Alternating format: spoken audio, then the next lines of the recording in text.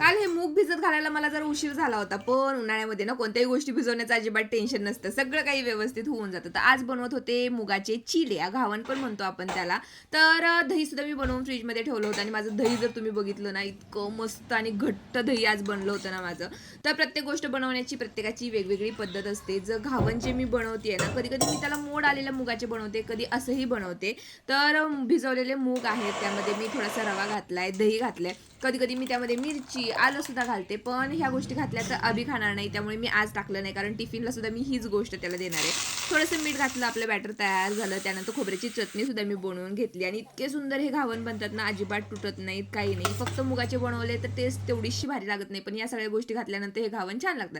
त्यानंतर फटाफट मी तयार झाले. यांची गडबड चालली होती, तू उरकत नाही उरकत नाही, पण आपल्या बायकांना घरातली कामं बघायची असतात आणि त्यानंतर स्वतःचं आवरायचं असतं. तर आज शेवटचाच दिवस होता कीर्तनाचा. आता फक्त कीर्तनाचा शेवटचा दिवस नाही, तर या सुंदर सुंदर जेवणाचा सुद्धा शेवटचा दिवस होता. माझ्या ननंदबाई पण आलेल्या.